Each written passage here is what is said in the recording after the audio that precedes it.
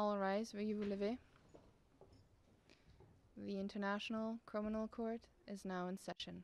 L'audience de la Cour pénale internationale est ouverte. Please be seated. Veuillez vous asseoir.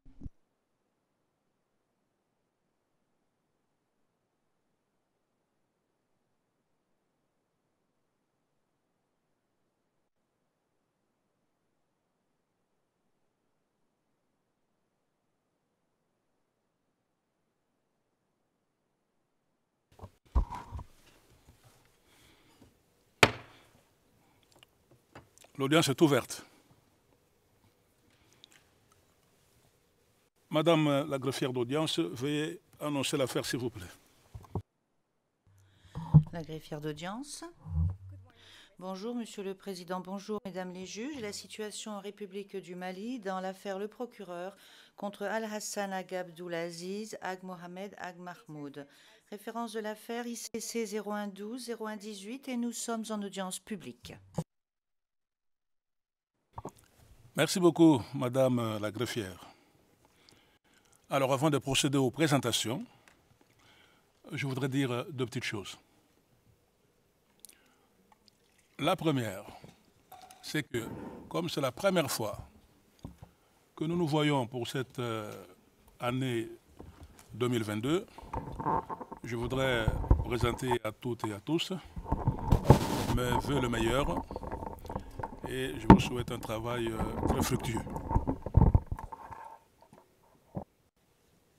Madame la greffière, il y a du bruit dans les écouteurs. Ou bien c'est seulement pour moi? Non, c'est pour moi aussi. Yeah. Alors essayez de régler ça, s'il vous plaît.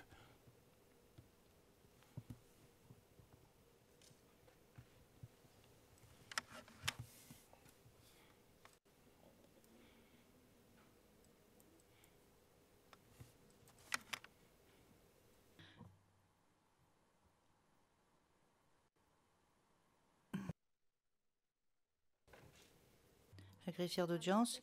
Monsieur le Président, c'était en fait le son qui venait de la liaison Webex, mais le problème est réglé maintenant. Merci beaucoup. Alors, la deuxième chose, c'est que je voudrais présenter à toutes et à tous mes excuses pour cette longue suspension de nos audiences. Croyez-moi, cela était dû à des circonstances vraiment indépendantes de ma volonté. Néanmoins, je pense que cette suspension a permis aux partis et aux participants et à tout le monde de mieux se préparer pour le travail qui nous attend. Alors, je vous remercie pour votre compréhension. Comme tous les jours, nous allons procéder aux présentations, en commençant avec le bureau du procureur. Monsieur le procureur. Bonjour Monsieur le Président, bonjour Madame la juge, bonjour Madame la juge. Le bureau du procureur est fort heureux de voir tout le monde en bonne disposition de santé aujourd'hui, de nouveau réunis dans la salle d'audience et en profite, de même que vous Monsieur le Président, au nom de la Chambre, de formuler des vœux pour toutes et toutes dans cette salle d'audience à l'extérieur pour cette nouvelle année de travail qui s'ouvre devant nous. Le bureau du procureur est aujourd'hui composé, représenté par Madame Yayoi Yamaguchi à ma droite et moi-même Gilles Dutertre. Notre collègue Fleury Huc nous rejoindra dans le courant de la journée dû à un petit empêchement, mais elle apparaîtra à un moment donné dans la salle d'audience. J'en profite pour saluer tout le monde dans cette salle, et y compris notre estimé collègue Maître Doumbia, qu'on est fort heureux d'avoir avec nous lors de cette séance. Mais évidemment, Maître Mayombo, Maître Nsita, Maître Taylor et ses collègues. Je vous remercie, Monsieur le Président, Mesdames les juges. Merci beaucoup, Monsieur le procureur. Et encore une fois, merci pour vos gentils mots. Je me tourne vers la défense. Maître Taylor. Maître Taylor, bonjour Monsieur le Président, bonjour Mesdames les juges. La défense souhaiterait également saluer toutes les personnes présentes dans le prétoire et à l'extérieur du prétoire et nous vous souhaitons le meilleur du monde pour cette année. La défense de Monsieur Alassane est représentée aujourd'hui par Maître Julia Basile, Maître Leila Abid, Maître Diletta Marchesi et moi-même, Maître Melinda Taylor. Je vous remercie. Merci beaucoup, Maître Taylor, merci pour vos vœux. Je me tourne vers les représentants légaux des victimes. Maître.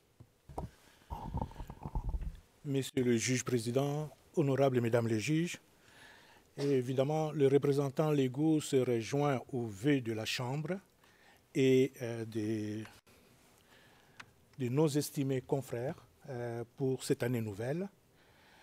Et nous saluons évidemment tout le monde ici présent dans ces prétoires, ainsi que l'équipe qui nous soutient et qui est aux alentours de la salle d'audience.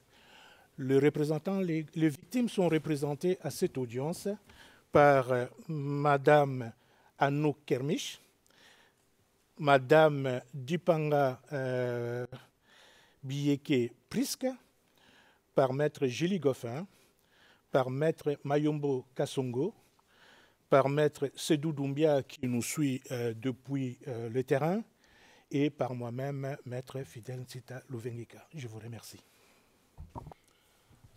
Merci beaucoup, Maître Nsita, et également je vous remercie pour vos vœux. Ce matin, nous devons commencer l'audition des témoins, des représentants légaux des victimes.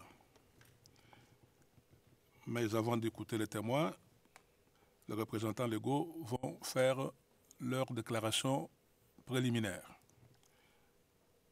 Alors, je ne sais pas qui va prendre la parole, parce que pour l'instant, je ne peux pas évidemment procéder à la déclaration solennelle du témoin en vertu de la règle 76, paragraphe 1er, parce que le témoin n'est pas disponible. Mais je passe la parole donc aux représentants légaux des victimes. C'est ce que nous allons faire. Oui, Monsieur le Président, le mot de circonstance de représentants légaux sera prononcé dans un premier temps par Maître, par Maître Doumbia Sedou, qui se trouve sur le terrain, c'est lui qui prendra la parole en premier, et mon cher confrère Mayombo Kassongo poursuivra et clôturera ce mot de circonstance. Et ensuite, en fonction du calendrier de la Chambre, je ne sais pas s'il y aura une petite suspension d'audience où on va enchaîner. Alors, ça sera notre estimé confrère, Maître Julie Goffin, qui va procéder à l'interrogatoire principal de la victime. Je vous remercie. Merci beaucoup, Maître Nsita. Le programme est clair, je crois que tout le monde a compris. Alors, je souhaite la bienvenue à Maître Doumbia et, sans plus attendre, je vais lui passer la parole pour la déclaration préliminaire. Je signale évidemment que Maître Doumbia n'est pas avec nous dans la salle, mais il nous suit au loin et il est présent.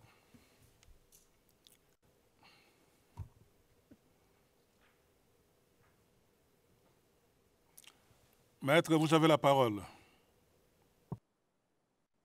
Bonjour, Monsieur le Président. Bonjour, Maître. Je ne veux pas déroger à la règle, celle de souhaiter une année 2022 heureuse et bonne pour chacun d'entre nous et nos familles.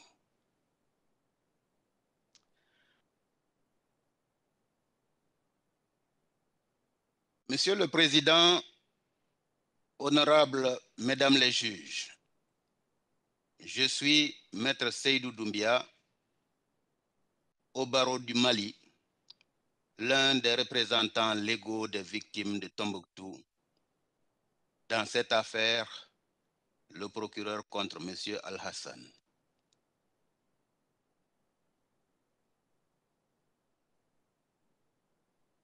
Monsieur le Président, honorables Mesdames les juges,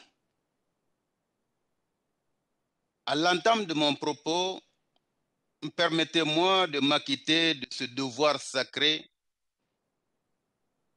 celui de saluer les uns et les autres dans ce prétoire et ailleurs, au nom de l'ensemble de notre équipe, mais également au nom des victimes de Tombouctou. Ces victimes suivent avec beaucoup d'attention le déroulement de vos travaux et se félicitent, Monsieur le Président, de la sagesse avec laquelle vous menez votre mission.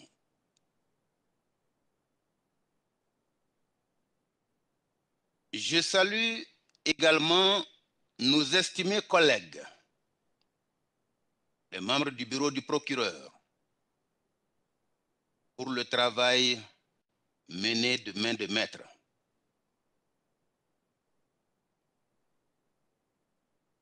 Je n'oublie pas évidemment nos estimés confrères et consoeurs d'en face. J'ai parlé de la défense. Enfin, je rends un vibrant hommage à tous ces sempiternels présents, mais oubliés du prétoire, vous qui êtes au procès, ce que la corde est pour la ruche, car en effet, une sagesse africaine dit que la ruche ne prend de la hauteur qu'à l'aide de la corde. Il s'agit bien de vous tous, techniciens, toutes catégories confondues, interprètes, sténographes, greffiers d'audience, assistants des juges, assistants et autres intermédiaires sur le terrain. Il s'agit bien de vous, vous sans qui il n'y a simplement pas de procès. Il s'agit enfin des hommes de médias.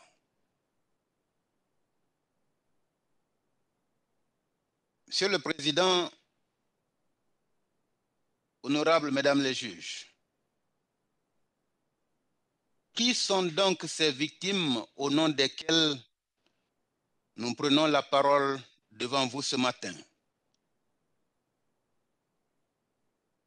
Il s'agit de ces hommes, de ces femmes et de ces enfants qui ont été la cible de violations graves de leurs droits fondamentaux dès le début de l'année 2012, dans la partie septentrionale de la République du Mali. En effet, dès le mois de janvier 2012, le Mali a été la proie d'une crise profonde au nom de la charia.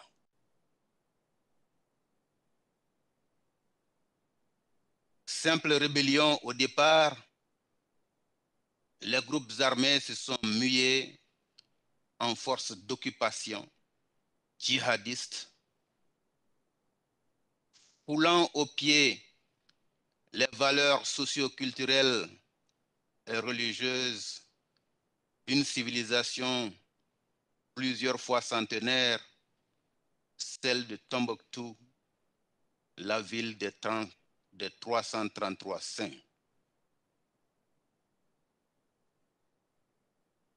Monsieur le Président, honorable juge, les victimes dont vous avez autorisé la participation à la procédure jusqu'à ce jour sont au nombre de 1946.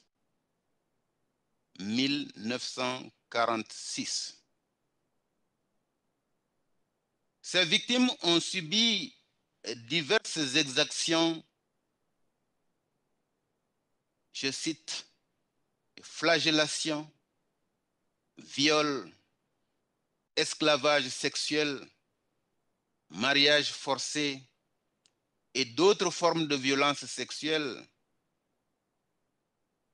dont sont nés d'ailleurs des enfants. Arrestations et jugements arbitraires, ainsi que d'autres violations des droits fondamentaux et divers types de persécutions. Aussi, certaines femmes ont subi des préjudices d'ordre économico-social et financier. Nous pouvons à cet égard citer les victimes du monument de la paix. Outre l'aspect symbolique du monument de la paix, figure l'aspect de la cohésion sociale. Le monument de la paix était un lieu de travail pour les femmes de Tombouctou. Il était le symbole de la cohésion, du vivre ensemble, et avec l'occupation, tout a été détruit. Les activités des femmes ont été arrêtées, causant ainsi de graves préjudices matériels et psychologiques, non seulement pour ces femmes, mais également pour leur foyer. Monsieur le Président, je m'en vais à présent vous présenter quelques vues des victimes.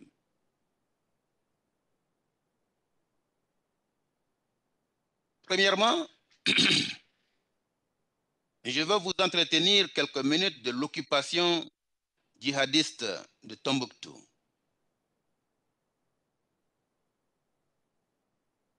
L'entrée des djihadistes dans la ville de Tombouctou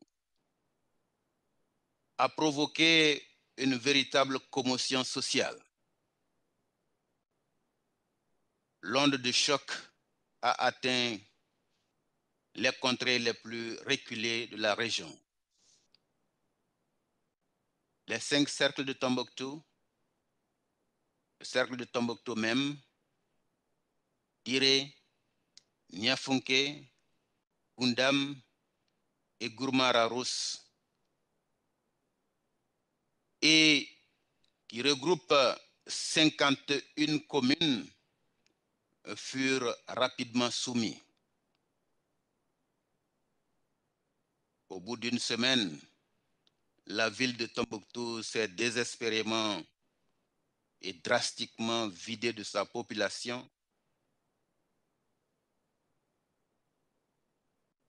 pour constituer une masse de déplacés internes qui s'étendait dans toutes les villes de Tombouctou jusqu'à Bamako, la capitale, et de nombreux réfugiés qui se sont dispersés dans les pays voisins, mais singulièrement en Mauritanie, au Burkina Faso et au Niger.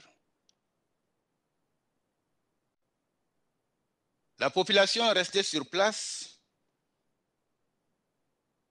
tristement confinée et résignée, était soumise à toute forme de traitement cruel,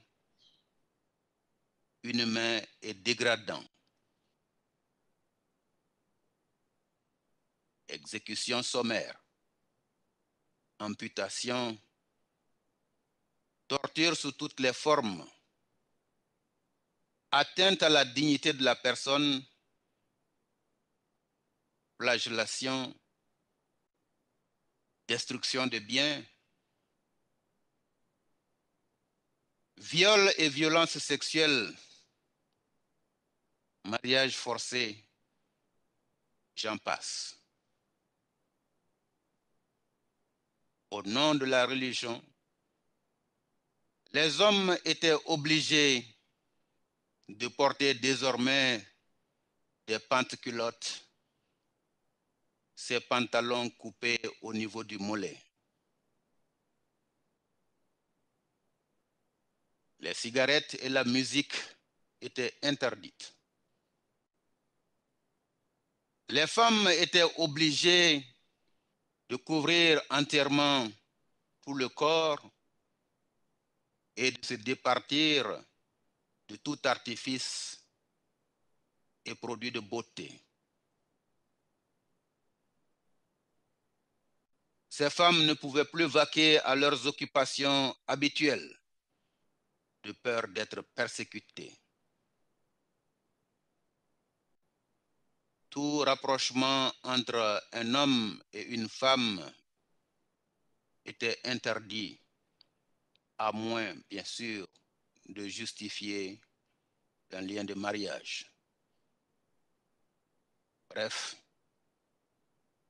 il n'y avait plus de vie à Tombouctou. Les écoles étaient désormais fermées. Les enfants ont été contraints à la déscolarisation. Les jeunes étaient obligés de se mettre au service de l'occupant djihadiste sous peine de sanction. Monsieur le Président, honorable juge, à ce niveau, il me plaît de partager avec vous cette anecdote qui retrace à la fois la manière dont les jeunes étaient recrutés pour rejoindre les djihadistes, mais également c'est l'histoire tragique de beaucoup de jeunes dont la vie a tourné radicalement en un laps de temps. L'histoire que je vais vous raconter est celle d'un jeune homme, j'allais dire de deux jeunes hommes, qui étaient des lycéens, mais qui, à cause de l'occupation, ont été obligés d'abandonner leur école pour se faire recruter par les djihadistes et travailler désormais à leur service. Monsieur le Président, le jeune homme que j'ai rencontré à Tombouctou, c'était en 2014. Il avait 18 ans à cette époque. À l'époque de l'occupation, je vais dire. J'ai fait sa connaissance lors de l'une de mes nombreuses missions à Tombouctou. Et il m'a raconté ceci, bien sûr à la faveur de la confiance nouée entre nous. Il m'a dit, maître, est-ce que je peux vous dire quelque chose si je peux vous faire confiance? J'ai dit bien évidemment.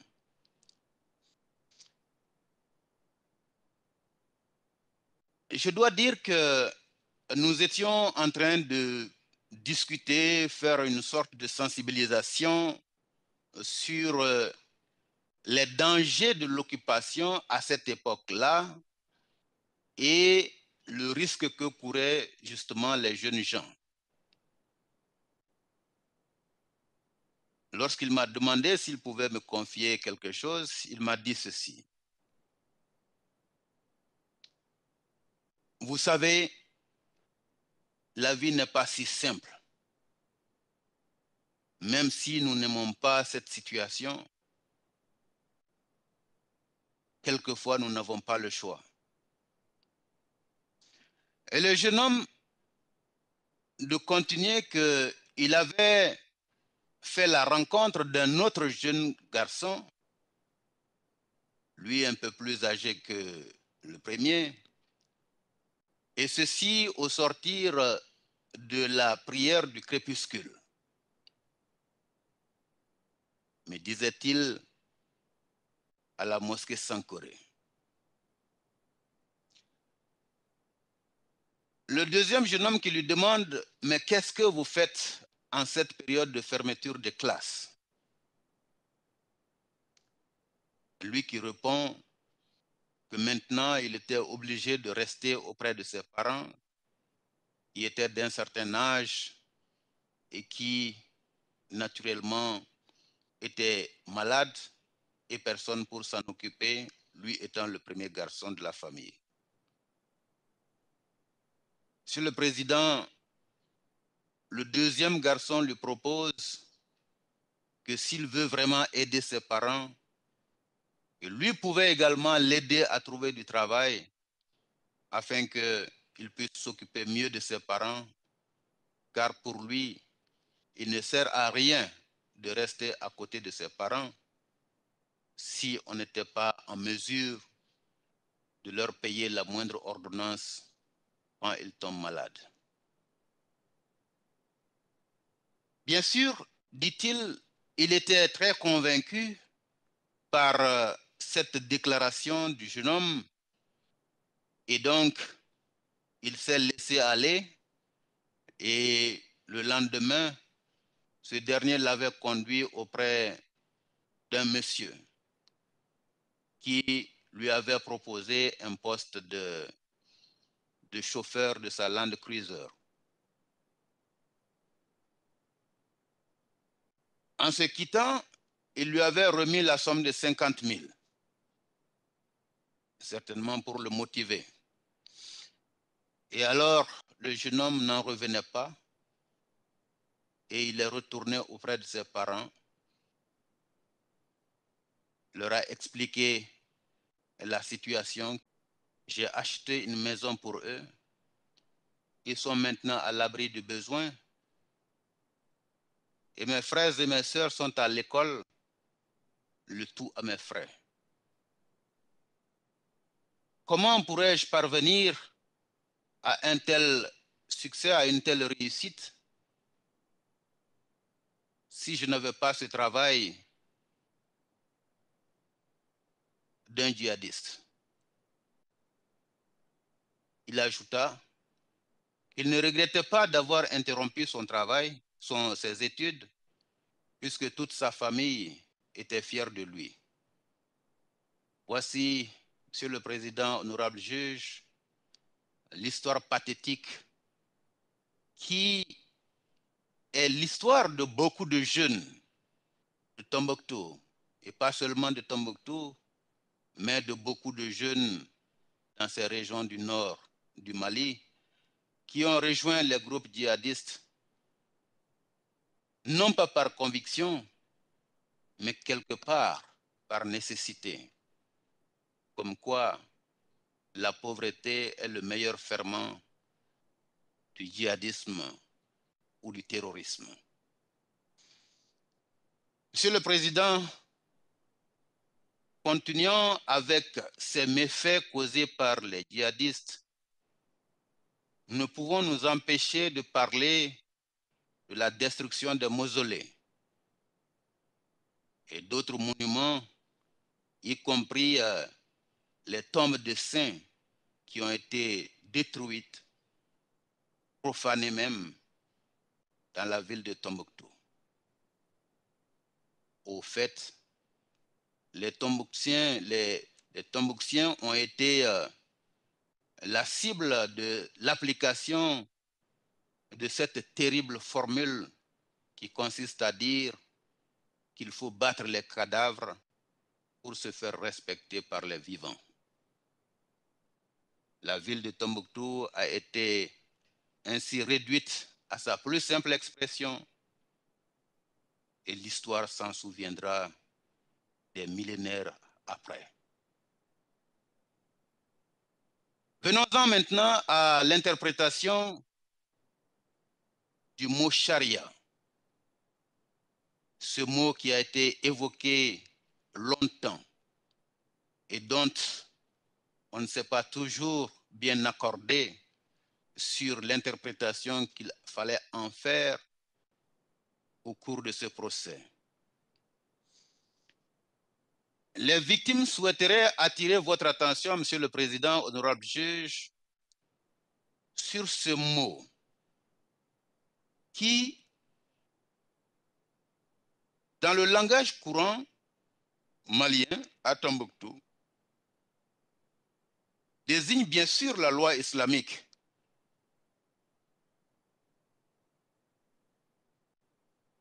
Mais l'usage de ce terme pour justifier l'occupation était bien sûr, vous pouvez l'imaginer, un prétexte. Les djihadistes entendaient simplement appliquer la loi islamique à une ville, Tombouctou, de culture et de tradition islamique depuis des siècles. Cette ville aux 333 saints, donc profondément ancrée dans l'islam. L'objectif était bien sûr de s'attaquer à ce symbole et le détruire aux yeux du monde. Ceci étant dit, prosaïquement, la charia signifie simplement la justice, dans le langage du commun du mortel malien. Le Mali, bien sûr un pays laïque, mais où 90% de la population se dit musulman. Aussi, le terme de charia se traduit communément par ce qui est juste, ce qui est correct, selon la tradition islamique. Ainsi, pour dire que cette affirmation ou tel jugement n'est pas correct, on dira simplement ceci n'est pas de la charia.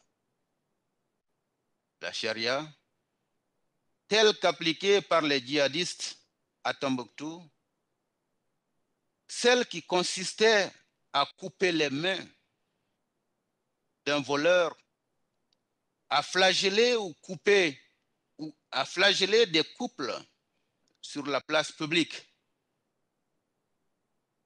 en guise de sanction pour adultère, n'a jamais existé à Tombouctou. Les djihadistes n'avaient, pour ainsi dire, rien à enseigner sur la pratique de la foi islamique à Tombouctou. Ceci étant dit, quelle est la perception des viols, des violences sexuelles dans la culture de Tombouctou? Comme dans la plupart des cultures africaines, le sexe est tabou à Tombouctou. Les viols et violences sexuelles sont considérés comme des souillures majeures, indélébiles et un motif de bannissement total. C'est pourquoi une femme ne dira jamais directement qu'elle a été victime ou qu'elle a fait l'objet de violences ou de viols ou de violences sexuelles. Elle niera toujours ce fait ou utilisera toujours un langage qui ne correspond pas à la réalité des faits subis. Par exemple, une femme violée vous dira que tel homme lui a fait du mal. Si elle est assez courageuse, elle vous dira « elle m'a obligé de dormir avec lui ». Ou encore « il m'est tombé dessus ».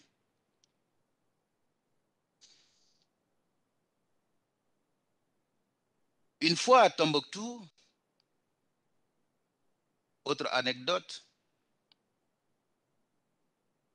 j'ai été en contact d'une jeune femme lors de mes enquêtes.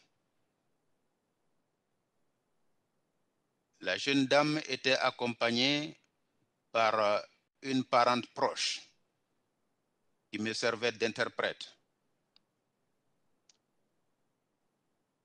Et la jeune dame avait été violée. C'est après 5 heures d'horloge, 5 heures d'entretien, qu'elle a pu me dire enfin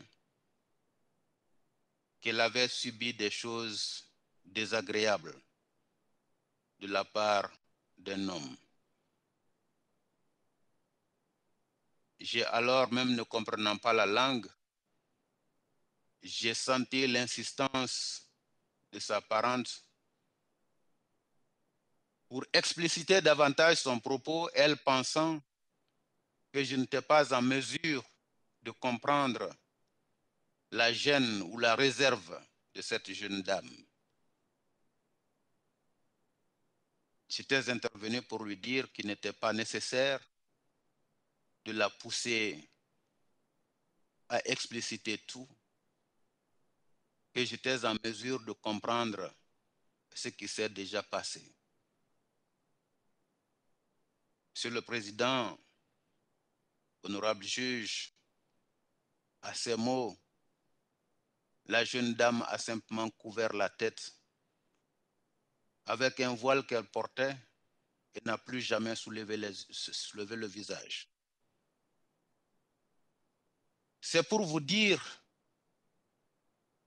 qu'il n'est pas facile dans la culture de Tombouctou, excusez-moi,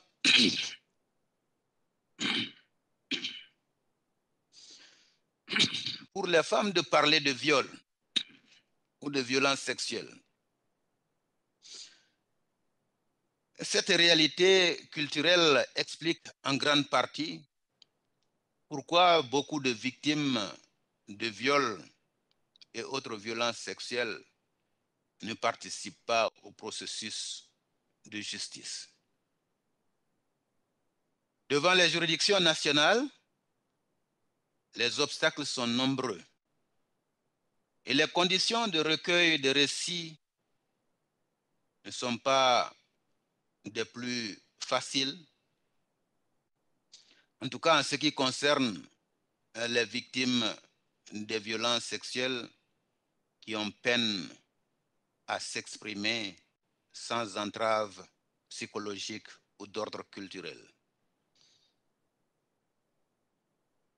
La responsabilité est d'autant plus grande pour la Cour pénale internationale d'offrir à ces victimes une voix qui leur permette de donner leur version des faits. Et c'est dans cette voie qu'il nous appartient à tous de les accompagner et de les représenter. Monsieur le Président, honorable juge, j'en viens maintenant à la question de la responsabilité pénale des occupants djihadistes. Les victimes participantes à la présente procédure sont d'avis que la responsabilité pénale des djihadistes dans la commission des multiples violations endurées dans la ville de Tombouctou et sa région, ainsi que leur population, est totale et indiscutable. Cette responsabilité pénale est à rechercher dans les faits, les comportements, les paroles, les gestes, les écrits et même le silence des chefs de ces groupes djihadistes qui tenaient les rênes du pouvoir à Tombouctou à cette époque. Ces chefs ne peuvent se soustraire de leurs responsabilités pénales sous aucun prétexte. Les victimes ne doutent pas que la justice pénale internationale, celle de la Haye, la justice que vous incarnez, est la seule capable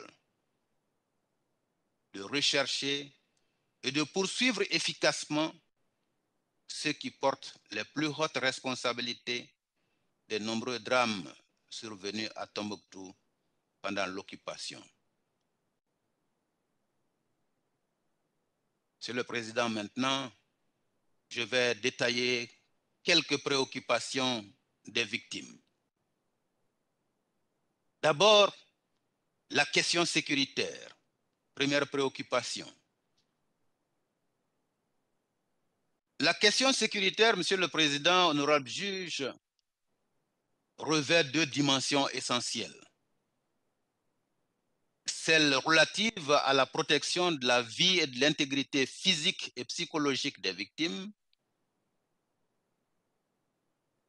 et de leurs familles, et celle relative à la participation des victimes à la procédure.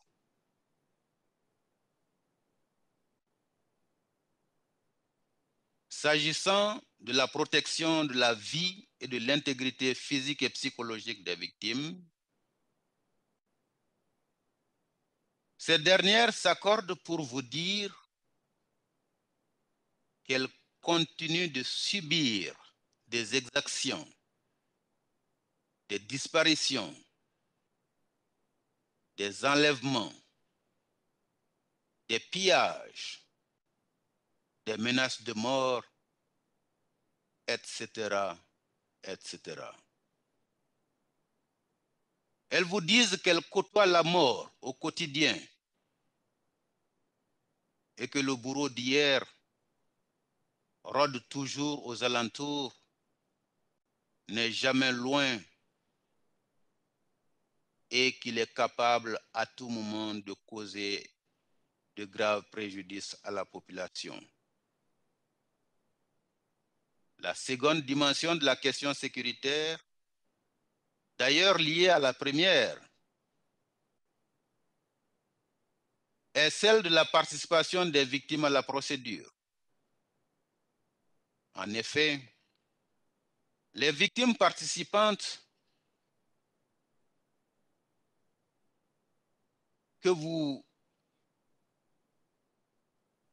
les victimes participantes à cette procédure, Monsieur le Président, que vous avez autorisées, bien sûr, il s'agit de celles que vous avez autorisées, ne constituent que la partie visible de l'iceberg. En réalité, toute la population de Tombouctou a été victime d'actes de persécution. Ainsi, les femmes se sont retrouvées prisonnières chez elles par crainte de sortir et se faire arrêter pour tel ou tel autre motif sexiste n'appartenant pas à l'idéologie des djihadistes.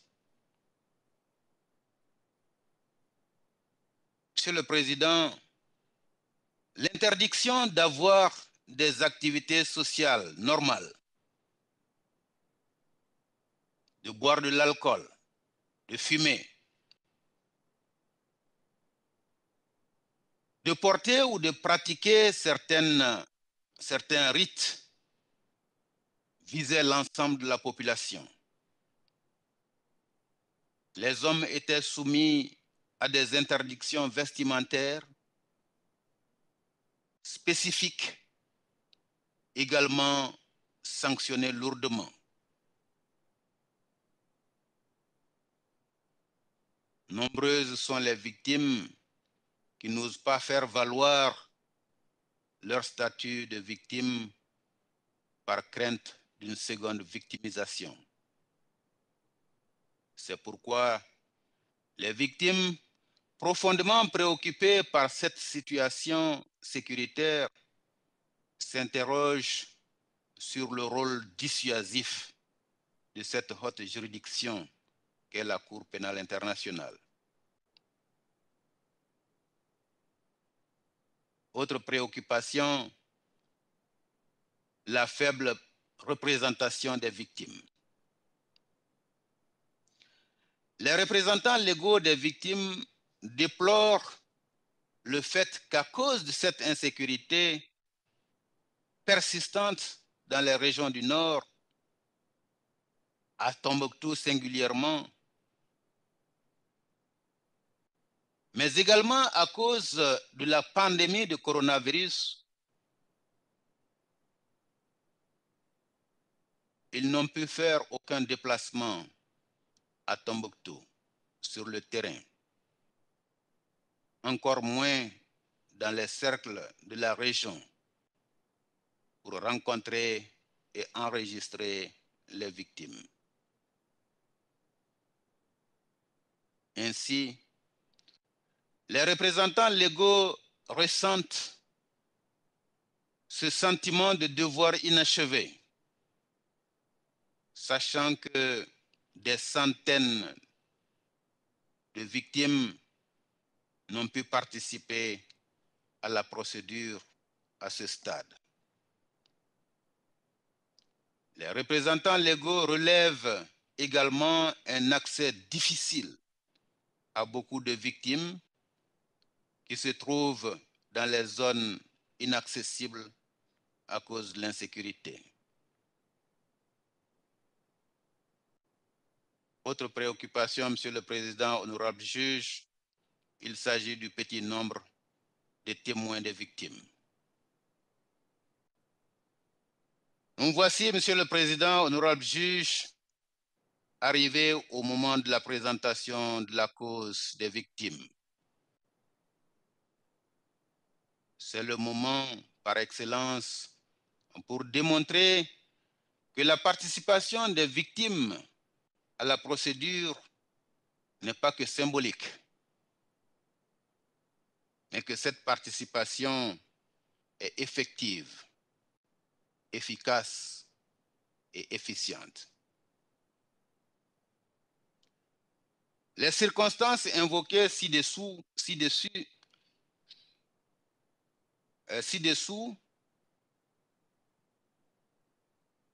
la situation volatile dans la région de Tombouctou, où résident les victimes, la pandémie de coronavirus et les restrictions pour les missions sur le terrain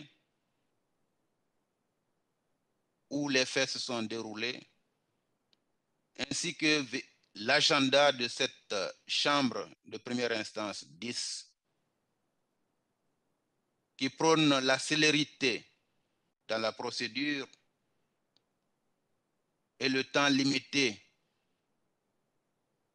dans lequel les représentants légaux ont pu procéder à l'analyse de l'ensemble des 1946 dossiers, ont été autant de difficultés à surmonter pour que cette participation ne se résume pas à une intervention symbolique.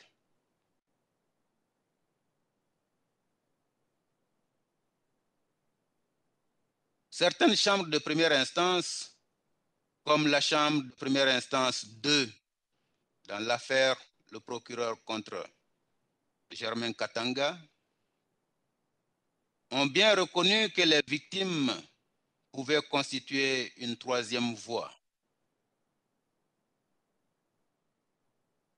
Nos clients restent préoccupés par cet état de choses et se demandent si les victimes occupent une place importante dans l'esprit des juges dans ce procès. À ce niveau, Monsieur le Président, je leur ai dit qu'ils doivent s'assurer que la justice internationale est comme un éléphant dans la savane. Vous savez, Monsieur le Président, dans la savane herbeuse, il y a un proverbe africain qui dit que celui qui marche après l'éléphant dans la savane herbeuse se moque de la rosée.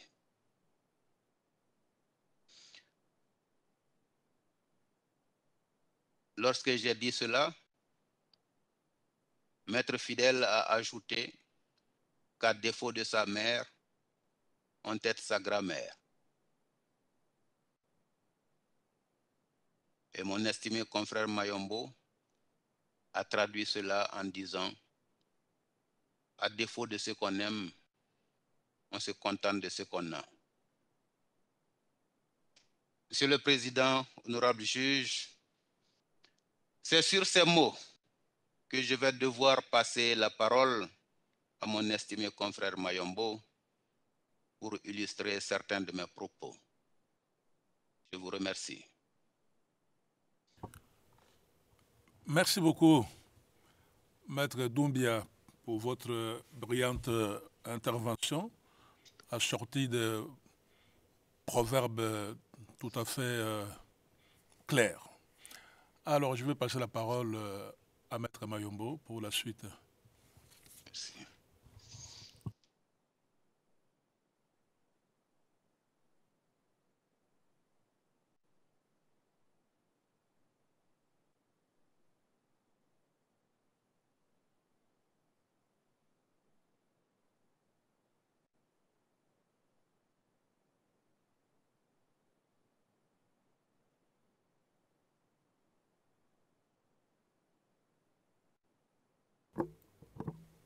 Merci beaucoup, Monsieur le Président. Mesdames les juges,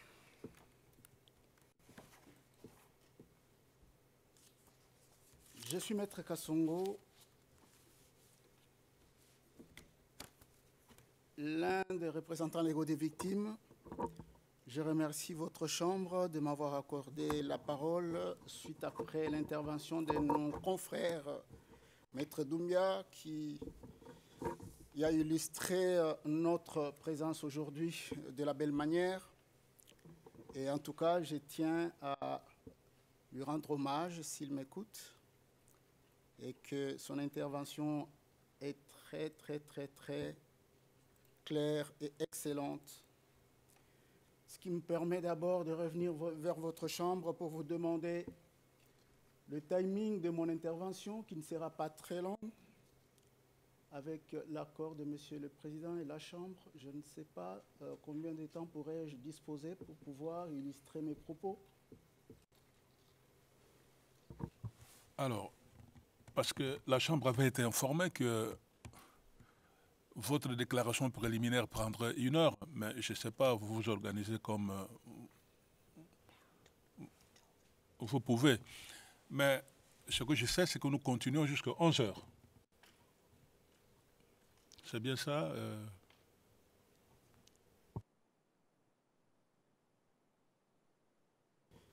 Merci.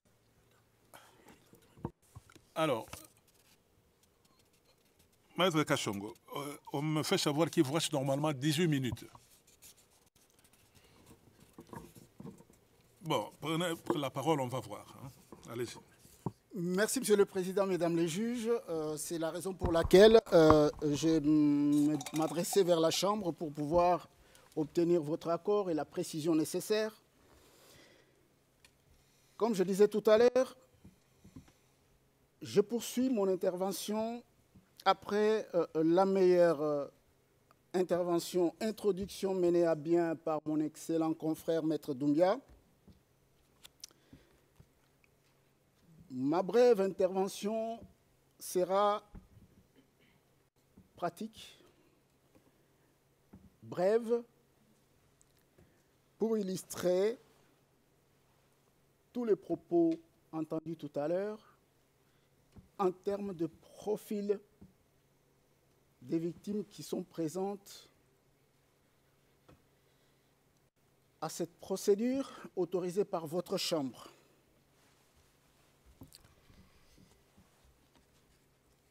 Mon intervention sera basée d'abord sur les allégations liées au bâtiment, dans un premier temps, et dans un deuxième temps,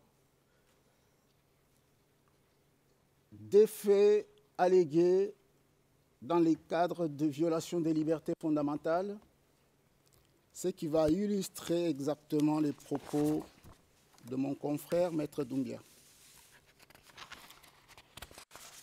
Monsieur le Président, Mesdames les juges, en ce qui concerne le profil de ces victimes, en grand nombre, il est clair qu'elles sont à la quête d'une justice. Comme elles répondent à la question posée dans le formulaire adopté par votre Chambre, soit à la question 8, il s'agit bien du formulaire de participation, où il est demandé à chacune des victimes participantes la raison de sa demande de participation. En ces termes, pourquoi la victime souhaite-t-elle participer à la procédure? Je ferme les guillemets. Et toutes les victimes présentes se prononcent sur une phrase, j'ouvre les guillemets, c'est pour obtenir la justice. C'est aussi clair que limpide, comme de l'eau de roche. Monsieur le Président, votre Chambre a principalement consacré le principe de la publicité des débats. Voilà pourquoi je vous précise que toute mon intervention reste publique, parce que je vais utiliser des cas et des propos des victimes pour compléter ce qui a été annoncé par Maître Doumbia. Il s'agit bien de quelques cas présentés d'une manière exhaustive qui viendront permettre à votre Chambre d'entrer dans le monde de la souffrance de cette masse des victimes que nous représentons. Mesdames les juges, ces victimes que nous représentons sont celles qui ont vécu avant de fuir l'impact de l'occupation djihadiste en 2012. Lorsque nous les avons écoutées en dehors de Tombouctou, c'est sous appellation des déplacés du Nord. Et pour celles qui n'ont pas choisi la fuite, parce qu'elles sont restées sur place, l'ont été pour leur descendance des saints et leur rattachement au culte des ancêtres. Pour illustrer ce propos, je citerai l'allégation dans un formulaire de la victime A-45 253-18 dans sa déclaration où ressort une véritable tragédie. J'ouvre les guillemets pour vous donner ce qu'elle a dit. Ma maison se trouvait en face du camp des djihadistes. Ils s'en sont servis, ont menacé toute ma famille avant de violer ma femme à plusieurs reprises. S'ensuit notre fuite vers Bamako à partir de Koutchala. Nous sommes rentrés après l'opération Serval.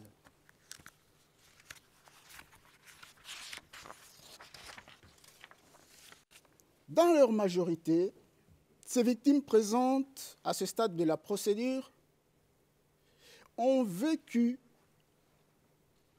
l'occupation djihadiste qui ne leur a pas permis d'exercer un certain nombre de leurs droits et libertés fondamentales.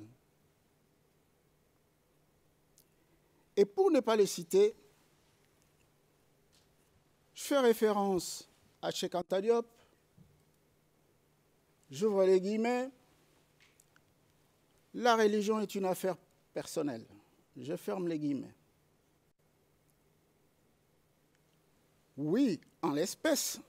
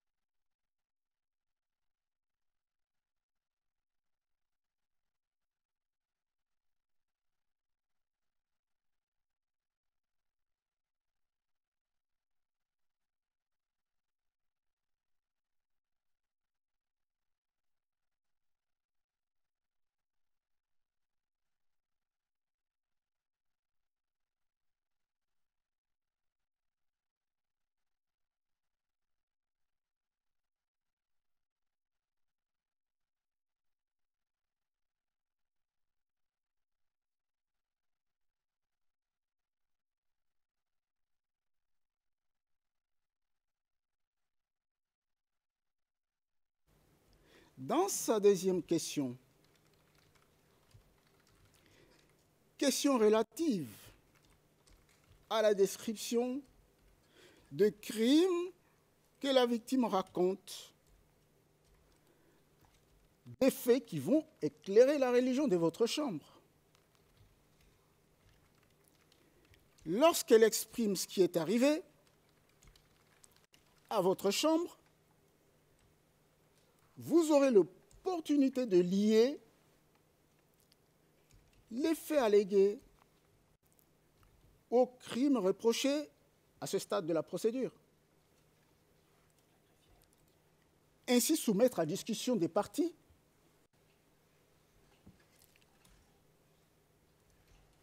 comme la procédure l'exige. En ce sens, le cas de description de la destruction des mausolées est non seulement vécu, mais aussi rapporté par les victimes autorisées à participer à votre procédure. En l'espèce, les propos de la victime Abar 45 078/18, dans sa déclaration, alors qu'il était présent au moment de la destruction, j'ouvre les guillemets, j'ai été attaqué à plusieurs reprises par les rebelles djihadistes. Je suis descendant du Saint. J'ai vécu la destruction en 2012, journée de la démolition de notre mausolée, lieu où est enterré mon ancêtre. Mesdames les juges, les victimes rapportent des récits de destruction avec détail et précision en relation avec d'autres crimes reprochés. Et votre chambre, à ce stade de la procédure, ne manquera pas de jeter un regard. Ce sont des faits réellement vécus qui ont fait couler beaucoup de sang, le sang bien sûr des victimes, alors même que parfois, elle se trouvait surtout en milieu carcéral. Tel est le cas de ce drame vécu durant l'occupation par la victime A-45 248/18, déclarant que, je cite, j'ouvre les guillemets, « J'ai vécu ces événements en 2012. J'ai été violée par 2 hommes qui m'ont emprisonné pendant un jour et une nuit. J'ai souffert, je suis malade. C'était par 2 hommes armés, un noir et un blanc. Les faits s'assemblent et se ressemblent dans toute la ville de Tombouctou. Les noms des quartiers, comme disait mon confrère dans ce tableau tellement bien peint, que les quartiers de toute la ville de Tombouctou étaient concernés, touchés, ce qui explique la masse des formulaires remplis avec référence à chaque quartier de la ville. Monsieur le Président, le sens de la phrase « on est mieux que chez soi », c'est-à-dire dans sa maison, n'avait plus de sens en 2012. Il s'agit bien du bonheur, bonheur familial, bonheur de vivre en famille, chez soi, en toute tranquillité, qui n'existait pas en 2012, au moment de l'occupation. Tel est le cas de la victime Abar 20-33-33/19 qui raconte que je suis d'Abaradjou. Les djihadistes sont venus détruire notre mausolée.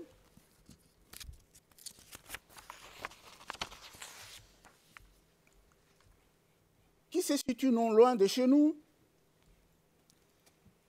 Nous avons quitté la maison pour aller ailleurs.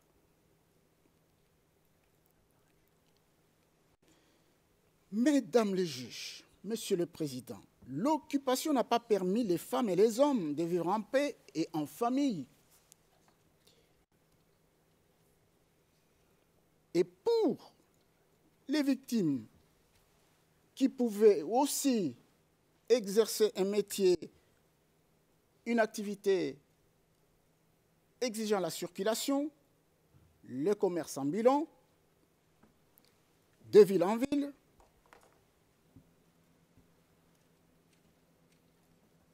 ce commerce n'a pas été épargné.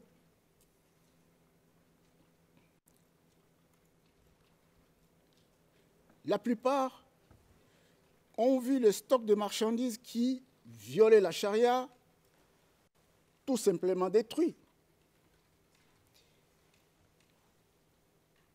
Je fais référence à ce cas de la victime Abar 20-372, Abar 20-372/19, qui en juin 2012 signale qu'elle était dans son restaurant, dans un quartier connu, et qu'elle était menacée avec armes après la destruction de leur mausolée. Votre Chambre aura l'opportunité de juger l'activité criminelle des djihadistes armés en bande, décrite selon le résumé fourni par les victimes. Voilà pourquoi elles viennent rapporter ces récits douloureux devant votre Chambre. La victime Abar 45, 266/18, déclare, j'ouvre les guillemets, que j'ai été torturé, frappé au commissariat de police parce que j'étais en compagnie de ma copine sans le voile. Et suite à ça, j'ai quitté Tombouctou. Et au retour, j'ai trouvé ma maison saccagée. Que ce soit pour des marchands, que ce soit pour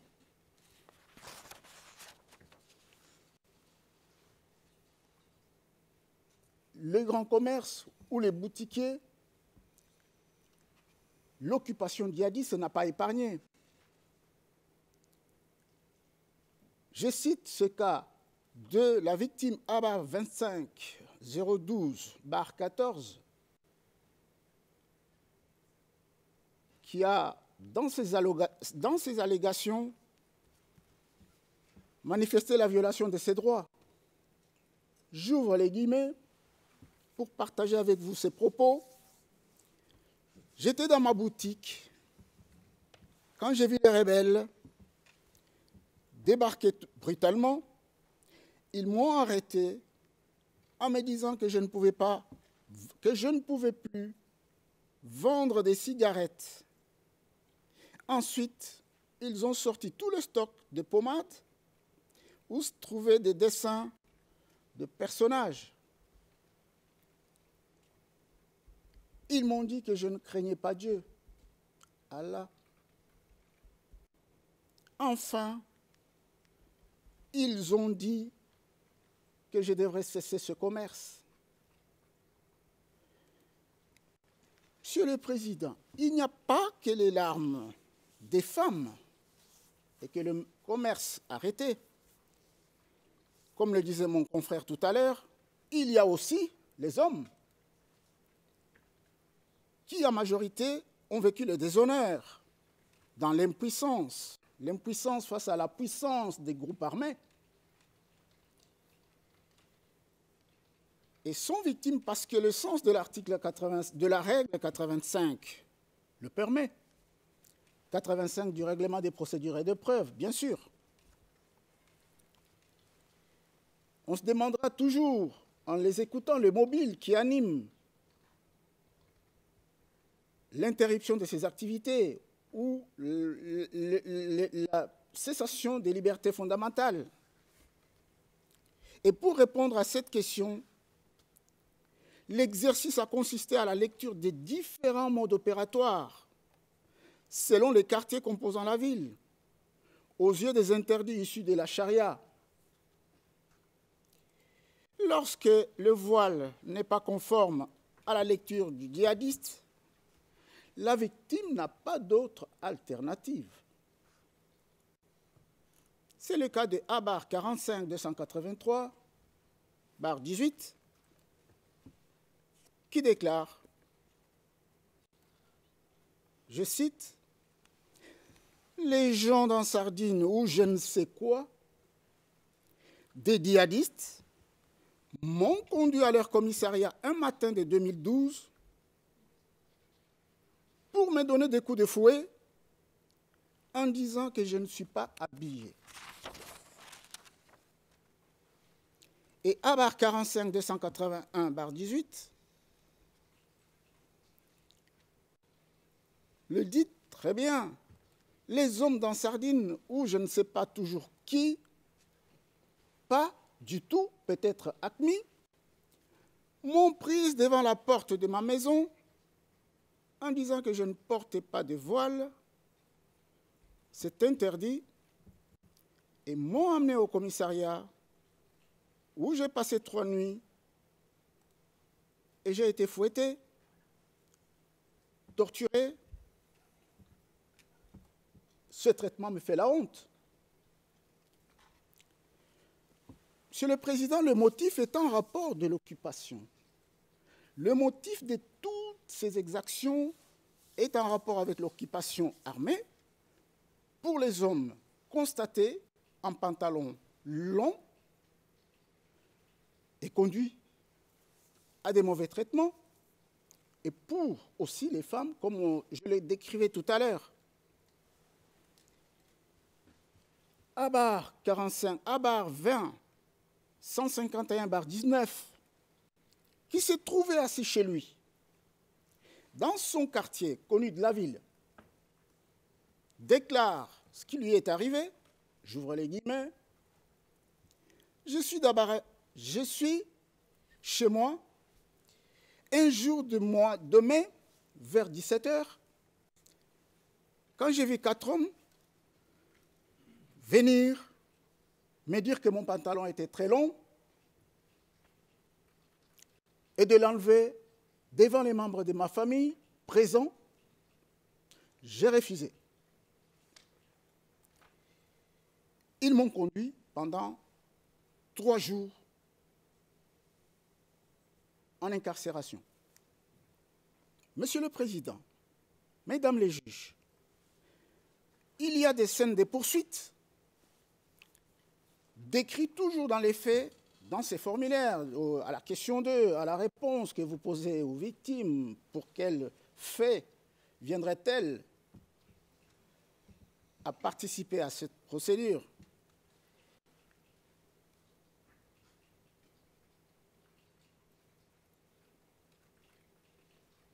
Ces scènes, comme je le disais tout à l'heure, d'interpellation, des sanctions ponctuées, sans considération de la fragilité des personnes ni de leur dignité, sont des graves violations.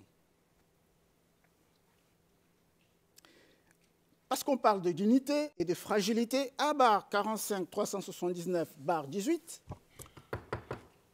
Maître, normalement, le temps qui vous a été imparti est épuisé. Alors, nous allons chercher une solution de compromis. Comme nous nous arrêtons à 11 h, alors la Chambre vous offre les 10 minutes qui restent pour vous organiser, de sorte que, à la reprise, nous puissions commencer directement avec les témoins. Ça vous va? Merci beaucoup, Monsieur le Président, Mesdames les juges. Je vais surfer, survoler, si vous me permettez le mot, afin de ne pas consommer le temps pour rester dans le timing fixé par votre Chambre. Je pense que j'irai très vite vers la conclusion de mes propos. Merci beaucoup. Allez-y, maître. Lorsque j'entends à barre 45 281 barre 18 et avec à barre 45 379 barre 18, la dignité et la fragilité apparaissent dans ce propos, dans leurs allégations. J'ouvre les guillemets pour partager avec vous.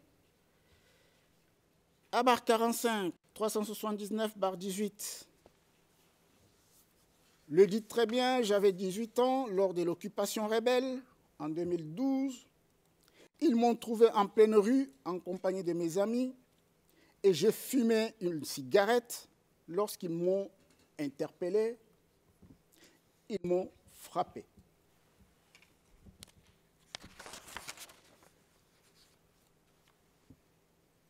L'abondance de ces faits me pousse à citer, comme l'a fait si bien mon confrère, pour aller très vite vers la fin de ses propos, William James, le philosophe américain, qui dit que la vérité est trop riche pour être saisie d'un seul regard. Et je pense que votre Chambre pourra, de ce regard, saisir l'abondance et la diversité des propos ramenés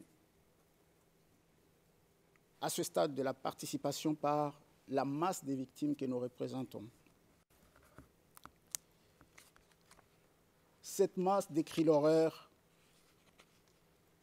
de A barre 45, 265 barre 18, qui dit, j'ouvre les guillemets, j'ai vécu le spectacle de l'amputation djihadiste en 2012.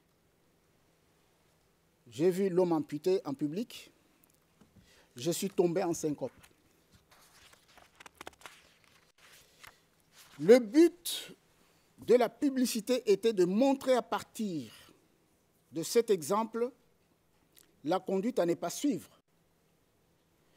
lorsqu'on enfreint la loi de la charia. La victime le dit si bien. Monsieur le Président, nous n'avons pas cessé de le rappeler. Si les djihadistes tenaient à la publicité des exécutions, des sanctions prononcées, aujourd'hui les victimes viennent à ce qui aussi soit rendu publiquement la justice à leur rencontre. Monsieur le Président, je ne peux pas en abuser de votre patience. J'aimerais bien conclure par une référence au prix Nobel, Dr Mukwege, dans son ouvrage « Le vol, une arme de terreur », dans lequel il dit à la page 101, « Témoigner, c'est un acte essentiel au bon fonctionnement de la justice. Témoigner, c'est revivre. Témoigner implique un énorme courage et une force incommensurable. » Monsieur le Président, Mesdames les juges, toutes ces victimes attendent de votre Chambre, après les débats qui auront lieu à ce stade de la procédure, que celle-ci emprunte le chemin de la vérité pour que justice leur soit rendue. Je dis ceci et je termine par là. Je remercie votre Chambre, Mesdames les juges, honorables confrères, collègues. Je vous remercie. Merci beaucoup, Maître Kasongo, pour votre présentation. Elle a été brillante et évidemment détaillée dans votre présentation. Vous avez mis en avant les propos des victimes elles-mêmes. Je vous remercie. Alors, avant de conclure notre première session, j'aimerais m'assurer auprès du greffe que la communication a été rétablie et que immédiatement, lorsque nous revenons, nous allons commencer avec notre témoin. C'est bien ça, Madame la greffière? La greffière d'audience. Oui, Monsieur le Président, nous avons rétabli le lien et dès que nous reviendrons après la pause, nous pourrons commencer à entendre la déposition du témoin. Alors, je me tourne vers Maître Nseta. C'est bien dans notre programme. Quand nous revenons, c'est la déposition du témoin qui commence. Oui, c'est exactement ça, Monsieur le Président. Mais je voulais profiter de l'occasion qui m'est donnée pour évidemment compléter la représentation de l'équipe que je fais ce matin. J'avais omis de citer l'assistant de terrain qui est dans la salle d'audience sur place à Bamako. Je vous remercie. Et c'est M. Boubacar Maïga. C'est très bien. Merci beaucoup pour cette précision. C'est important, évidemment, pour le procès verbal. Il est 11h moins 1 minute. Nous allons nous arrêter pour notre pause et nous reprendrons à 11h30. L'audience est suspendue. Right, veuillez vous lever.